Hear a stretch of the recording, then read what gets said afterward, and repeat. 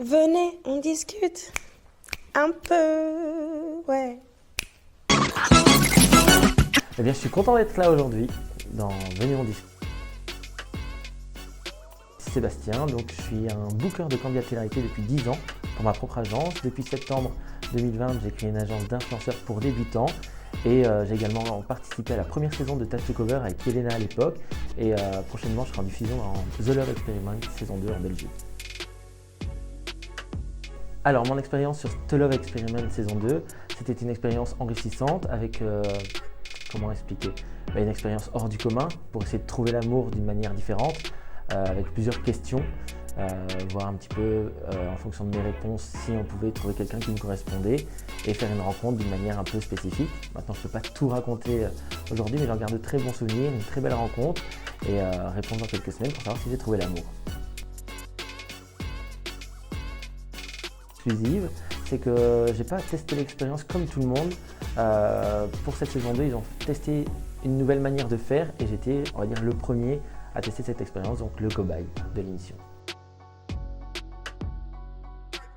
Bonne question.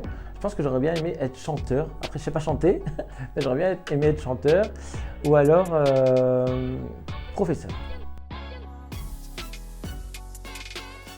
Déception pour moi, ça peut être autant en amour qu'en amitié. Donc c'est un terme qui veut dire pas mal de choses, mais moi je vais plus me baser sur l'amitié ou l'amour. Donc quand on est déçu de quelqu'un qu'on estime ou quelqu'un qui peut nous décevoir par un petit truc. Après en plus moi je suis quelqu'un qui prend vite les choses à cœur, du coup je peux vite être déçu de quelqu'un, mais heureusement je suis pas rancunier donc je pardonne assez vite. J'ai déjà été déçu, je pense comme tout le monde. Personne ne peut dire à l'heure d'aujourd'hui qu'il n'a jamais été déçu et qu'il voit la vie en rose. Après oui, j'ai déjà été déçu, que ce soit en amour. J'ai eu une relation de 8 ans qui s'est terminée maintenant il y a 3 ans. Et déjà de là j'étais déçu qu'elle ne marche pas plus. Parce que moi quand je m'investis dans quelque chose, c'est pour aller jusqu'au bout et pas terminer 1 mois ou 2 mois après. Donc voilà. Ça m'a permis d'avoir un blocage en amour, de faire un travail sur moi-même, de me remettre en question aussi, voir si c'était moi qui avais foiré, si ça venait de mon ex. Du coup, voilà, j'ai déjà été déçu, oui, comme tout le monde.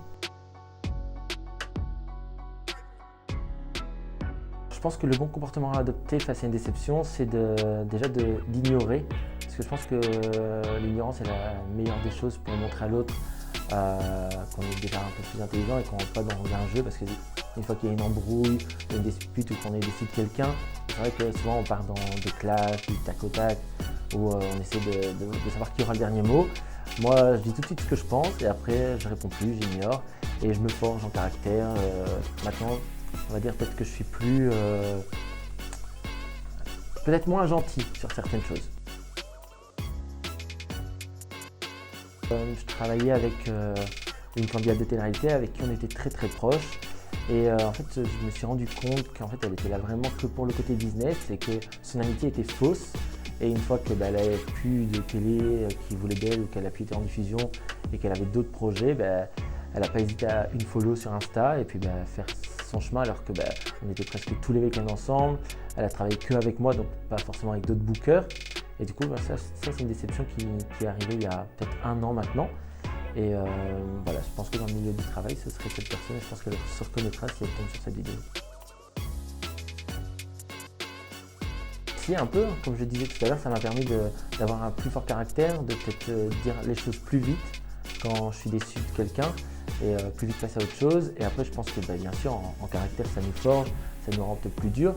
Et après, peut-être que je vais repartir sur le côté amour. Maintenant, j'ai plus de mal à faire confiance quand je m'engage dans une relation, vu que j'ai été déçu. Mais je pense que maintenant, la confiance, ça se gagne, surtout en 2021. C'est plus comme il y a 10 ans, avec les réseaux sociaux, avec tout ce monde qui nous entoure, le monde facile, les rencontres faciles.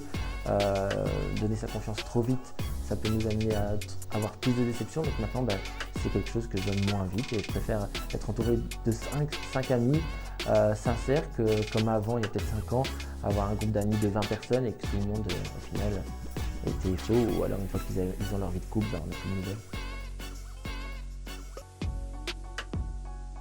Si je peux t'apporter moi un conseil en tant que grand frère, c'est que des déceptions, tu en auras encore. t'attarde pas, te rend pas mal pour une personne, surtout quand tu as 16 ans, quand tu as ton premier amour, les relations t'en auront encore peut-être 5-6 derrière, parce que maintenant c'est compliqué de trouver une personne sur qui on peut réellement compter et avec qui on peut vraiment avancer. Je pense que des histoires comme nos grands-parents, c'est pas de mal à veille que ça va revenir avec la nouvelle génération qui nous entoure. Donc voilà, ne t'attarde pas sur les autres, pense à toi, vis pour toi et vis tes rêves. N'aie pas peur d'aller de l'avant et de peut-être tourner des pages noires pour en écrire une nouvelle, tout simplement.